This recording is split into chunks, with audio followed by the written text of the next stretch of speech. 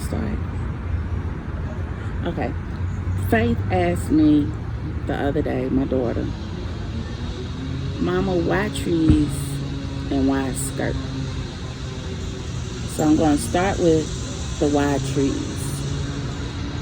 And trees have been an important component,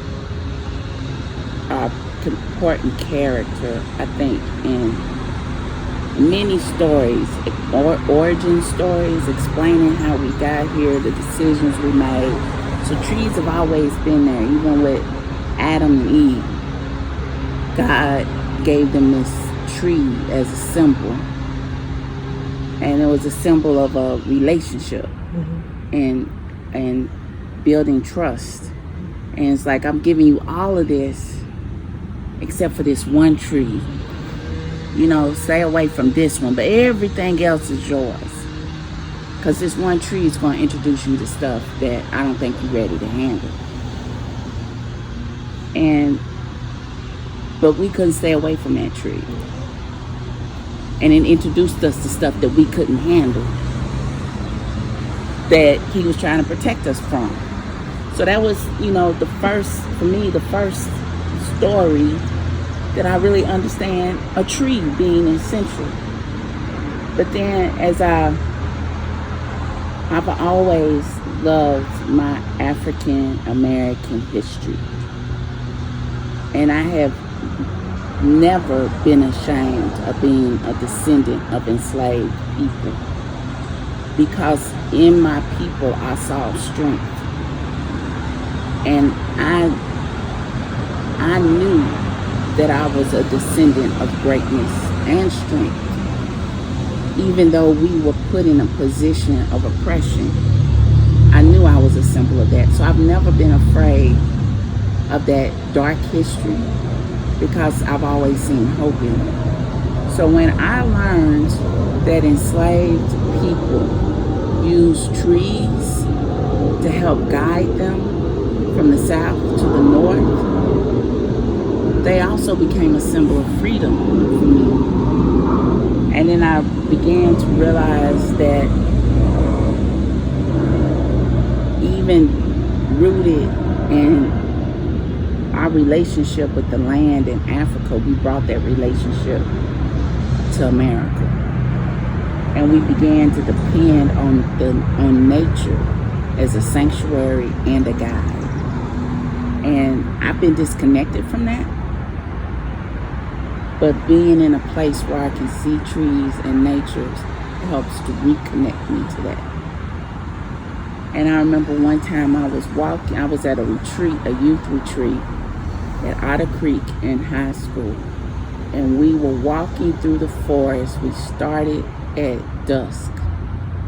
So it was beginning to get dark. And I could see the trees. And we were talking and laughing and singing as we were walking through this forest.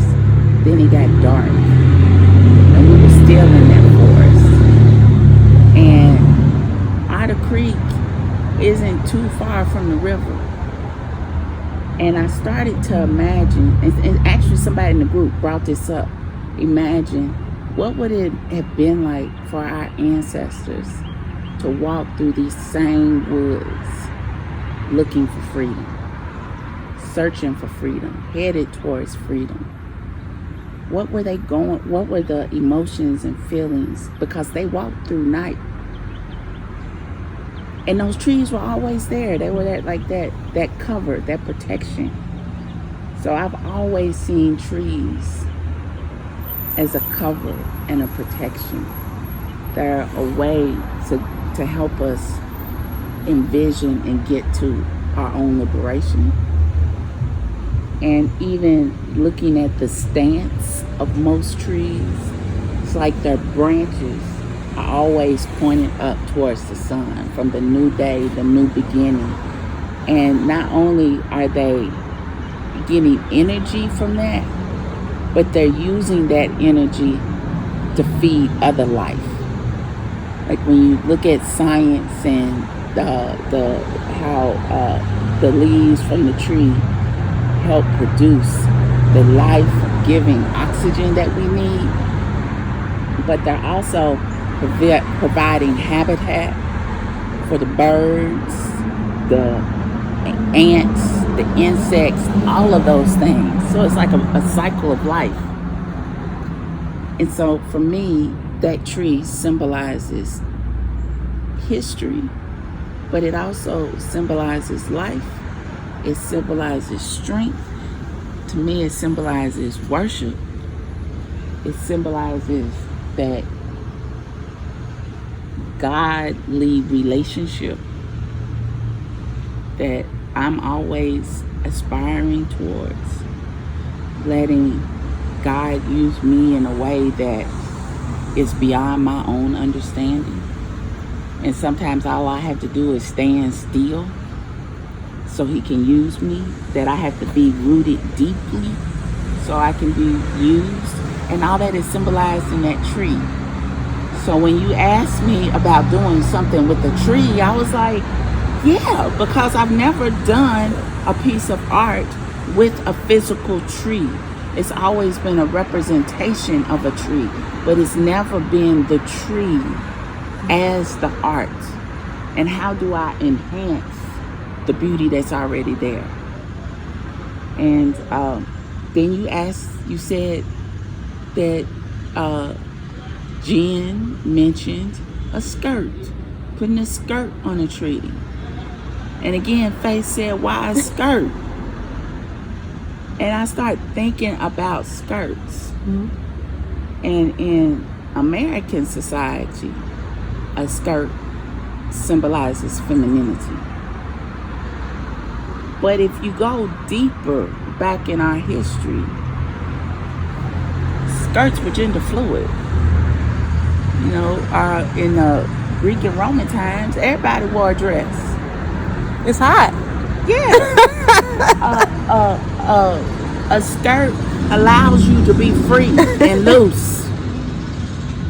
It allows you to let your most intimate stuff be free. You don't have to be constrained and restricted when you have a skirt on. Right. So you had people wearing kilts, and you had those worn, I don't know what you call it, but even the Roman soldiers had a little skirt on because they could move and kick and do whatever they needed to. But the skirt also lets you hide some stuff too. And I've seen historic photos of skirts that had pockets underneath. So people were putting things underneath their skirt to carry items that they need or were important to the next thing. But then at some point, we as women, or somebody had women believe that the skirt was limiting for us, and it'd be better for us to be able to wear some pants. And we got away from the skirt. I believe in that choice. You know, you wear whatever you want to wear, but it's just the symbolism of this skirt. What does that skirt symbolize? And for me, it can symbolize liberation. It can symbolize being free and unrestricted.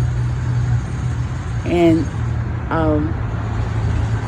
Simone Lee is an African-American artist who does a lot of work around, her art seems to focus on African culture and women's work. And she's done series where she's looked at that shape of antebellum hoop skirt and compared it to the same shape of the living dwellings of African peoples, that they look shaped almost like a hut. And so they represent nurturing and life and giving and caring. And that has traditionally been the role of the woman. And when you think about these trees, making this connection, when you think about trees, they have been the nurturer and the provider of life. So putting those two symbols together for me symbolized that nurturing and that providing, and the role that women have played in nurturing that, in nurturing life. And then I also thought about, in both of those symbols, there's history. I imagine this tree that's in front of the Carnegie has seen decades of things happening, good, bad, the ugly. And if this tree could speak, what stories would it tell? I think women's skirts can tell the same stories, the good, the bad, and the ugly. And so when we were talking about building this skirt on the tree, how can we represent all of that history and the history that's symbolized in all of that? And so that's why I thought it was important to use the old banners from the Carnegie's past exhibits to symbolize that history. But that history is also decomposed. It's been broken apart. It's been reorganized. And but it's been captured on this skirt. And when you look at it, it just looks like a multicolored ball of energy. At some point it's going to move. Once it's agitated or activated, it'll move. But that, to me, symbolizes history. And but I just couldn't have a skirt. It had to have a foundation. And it had to be a foundation that didn't harm what was already there. And I think I shared with you earlier that I think all good things have to be built on a strong but flexible foundation. And in order for those good things to grow and multiply, they have to have a strong foundation. So Tulula has that foundation. And I think her skirt represents that. Mm-hmm. But the strips, the vinyl strips, represent history. But also these pockets on the side, her green wounds. I have a symbol on that I call feminine memory. And that symbol represents the most intimate parts of femininity, from which life is birthed, but it's also the same point where life is created, where the seed enters and then the life, moves out into the universe. Is represented in that symbol. And so these green wounds represent that nurturing, but inside some of the pockets are dirt. And that dirt, that soil, is also a symbol of history, because that soil was only created because something gave up its life. Living things decayed. They went through this cycle. They decayed and left their essence for new life to spring forth. So I think putting that soil in those pockets represents that, something dying so new things can be born. And when we plant the seeds for our flowers in that dirt, along with people's hopes for themselves and their community, that symbolizes that being reborn, that things that die, things that are in our past that may have been bad, but also some good. We can still use those things for newness. And as I was thinking about the Tulula skirt, the original plan was to put the vinyl strips all around, because we've been so conditioned as a society that everything has to be perfect and complete. But it's not about perfection. I think it's about having confidence in the process that gets you to the next step. And so now I believe that this skirt should be unfinished, so you can see the foundation, so you can see the process, so you can see what's holding up that beauty. And I equate that to where we are right now in our discussions as Americans, and how do we look at our own history. This is a country whose foundation was built on enslaved labor. That we people try to negate our humanity in order to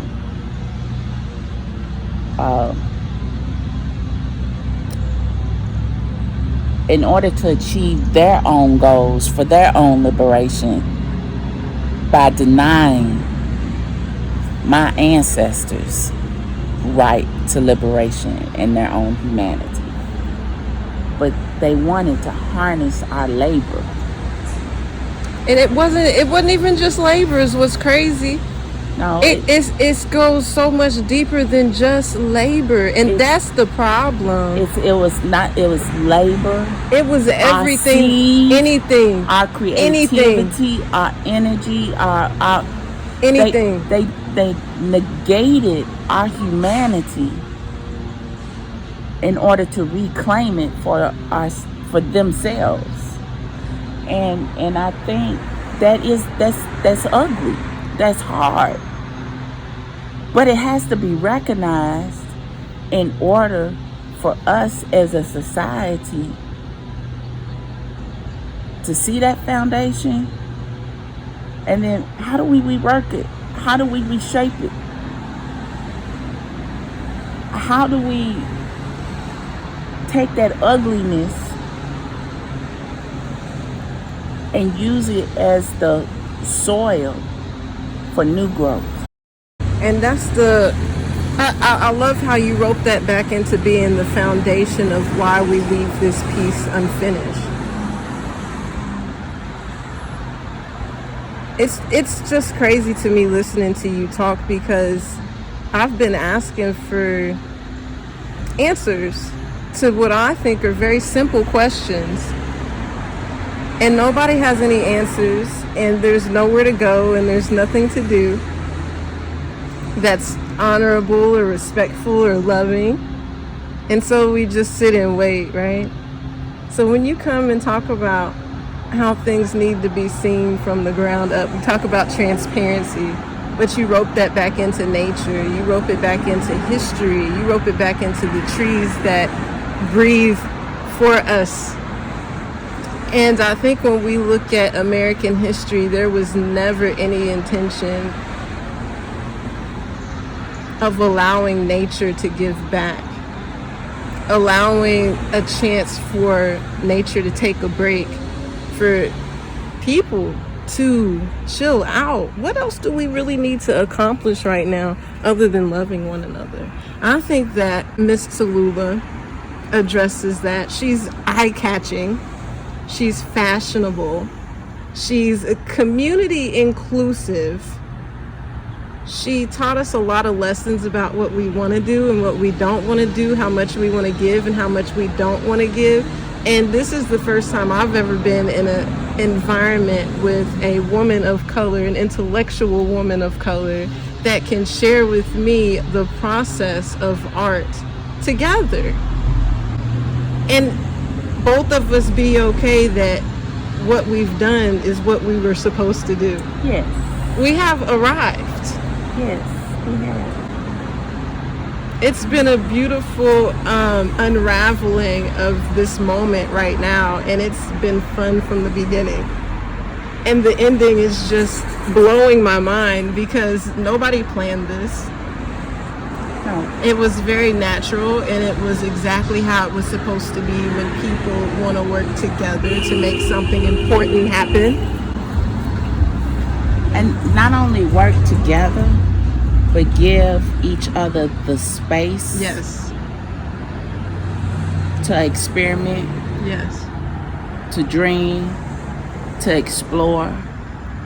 And for me, Miss Tulula even gives us another lesson, because I remember you told me before we started on this, the week before we started, that they had to close the Carnegie down because Tulula's branch came down in a storm and knocked out the corner of the roof of the Carnegie. Chaos.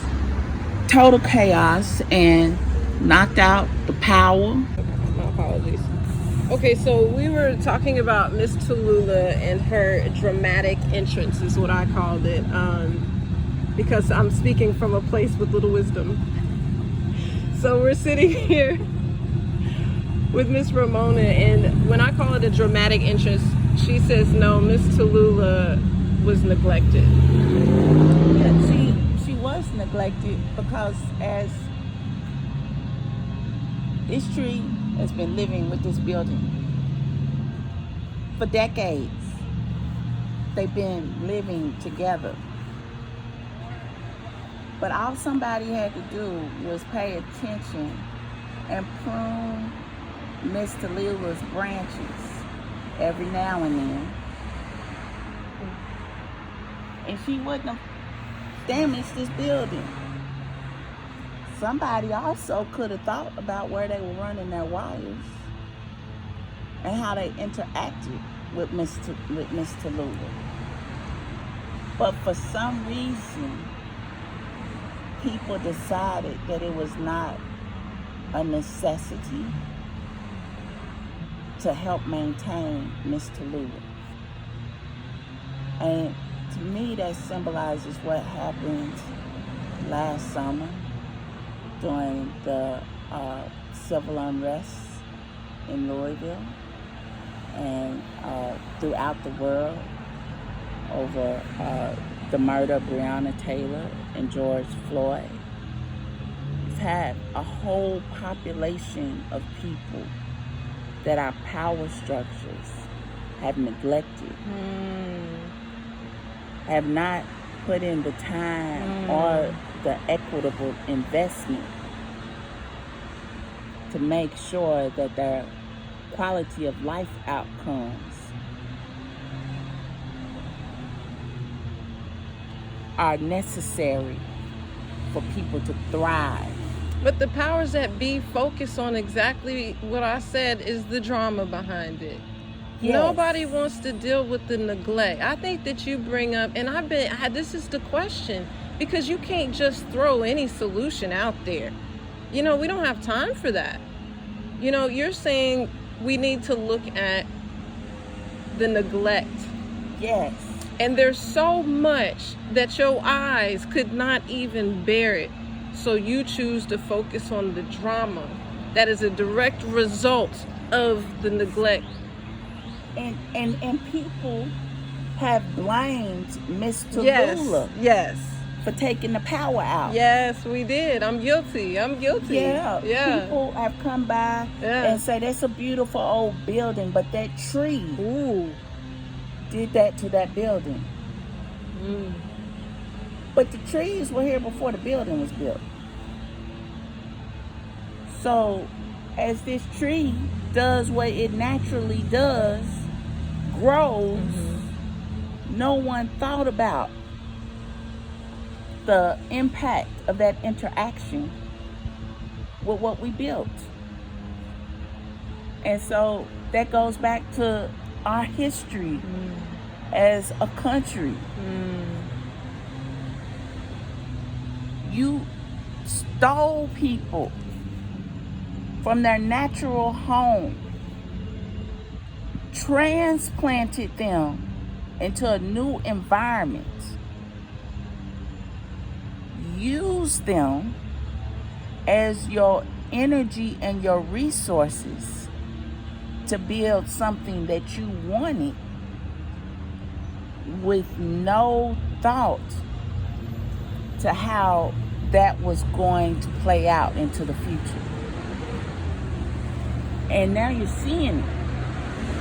So now we have to think as a nation, how do we address this huge oversight and neglect? And nature has already revealed to us what happens when you neglect. And it's not just Miss Tulula, but when you think about the wildfires that been out west. Oh man, yeah. People moving into places where we weren't naturally meant to be. And us not, as humans, not thinking about how those actions, the consequences of those actions, positive and negative, and how we respond to them until it's too late. Nature is showing us what happens when we don't give the right consideration, thought, and action into the things that we're doing. When we don't think about our past, our present, and our future at the same time. You know, to be able to do that, though, you have to be able to look within. And it's ugly in there. But it's ugly in there for everybody. Nobody's getting out of this That's without right. any ugly. But I think it's even, I think we use individual responsibility as a scapegoat for not thinking about our collective responsibility. And Mr. Lula's got a foundation. Our foundation as an American society are our governmental policies and procedures. If those policies and procedures, that governmental structure is not shifted, all we do as individuals is add on to the foundation that's already there. And if that foundation was only meant to support a certain amount of weight, a certain amount of energy, a certain amount of action, as individuals, there's not too much we can do if that foundation's not changed. And the only way the foundation gets changed is we collectively move to change the foundation. I was just about to say, I like that you went back to the word collective, because this whole time you've been talking, that's what really stuck out to me, was the collective. And I remember when we first met, I was like, Ramona, where are our elders? And I remember you were like, why are you saying that, you know? And I thought about it, and as soon as you checked me on that, I was able to see my elders. And when you talk about a collective, and this has been what's been hurtful to me as a person of color, is that our leadership is always stolen from us. What the leadership that identifies a collective where you can be of service is always taken right from up under our feet, to where we're just lost enough to not understand what it is to be a community, what it is to share a collective. And I'm from Radcliffe. I've been enjoying telling people that. I don't know where people think I'm from, but I'm from Radcliffe, Kentucky, and coming to Louisville and seeing how the structure is built to tear down individuals and to keep groups from assimilating in a way that we can support one another. I'm constantly at a loss of which direction to go. You know what I mean? So what I did notice getting here to Clarksville for this last year is that I was carried by so many elders, and a lot of them huddled up at WLWC. I didn't even know what I was sitting in on. I could feel what I was sitting in on, but I had no idea what I was sitting on. And when you talk about planting a seed, it takes time for that seed to grow. Yes. And we have been spoiled with instant gratification, spoiling whatever seeds we might even have without giving thought, without taking responsibility. And I think that WLWC gives a great opportunity to slow down, reaffirm with a collective of a community. Yes. Yes. And Beautiful.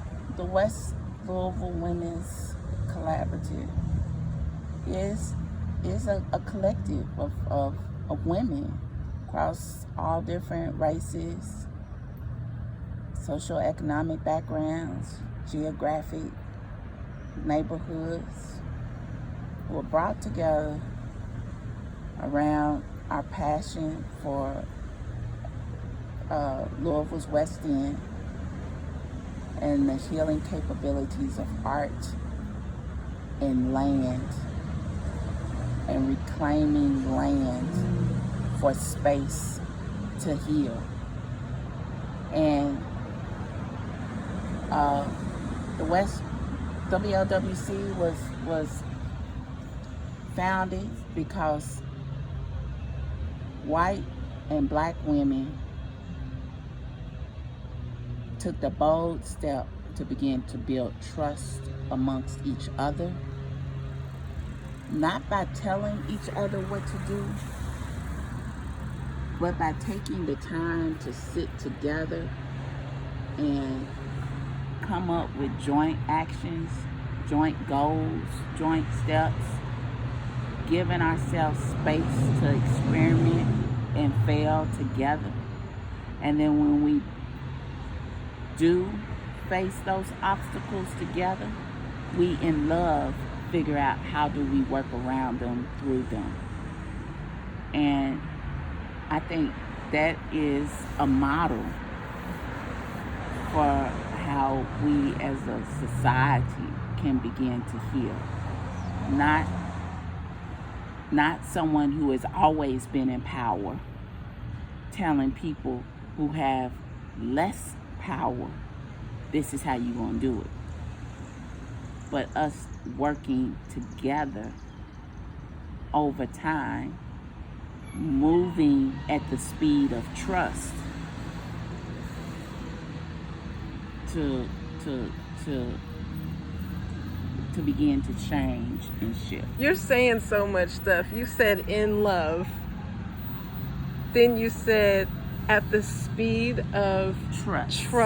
Yes, In love at the speed of trust. You are putting together E equals MC squared right now. It is a model, and it doesn't proclaim to be a model. That's why it's so beautiful. It just is. I know I wasn't familiar with your work until I was doing WLWC. I know you came out to one of my events, and I didn't know that Ramona was the plug. I mean, this is it was the seed planted, and thank goodness it bloomed into something so beautiful. And I really got to see what you were all about with the Land Is installation that you did at KMAC.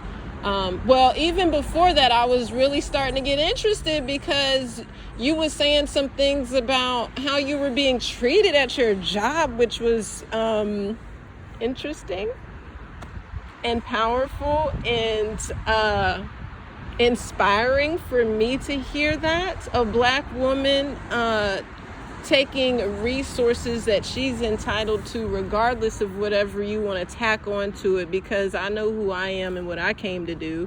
I needed to hear that because you get so tired of fighting, resisting, living in this quieted oppression that nobody else has to acknowledge but you, and it gets exhausting.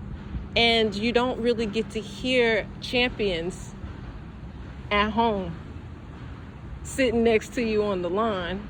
It doesn't really come through in real life. My mom's been a wonderful role model, and I'm grateful for that. But you need a community. I need more than just my mom to look up to. And you really stepped out on that. It actually helped me to be successful here.